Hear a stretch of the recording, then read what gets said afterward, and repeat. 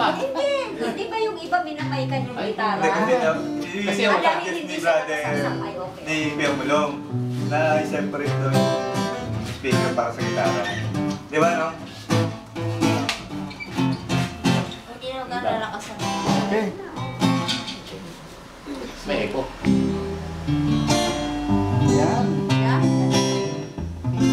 May baho. Baho ba yan?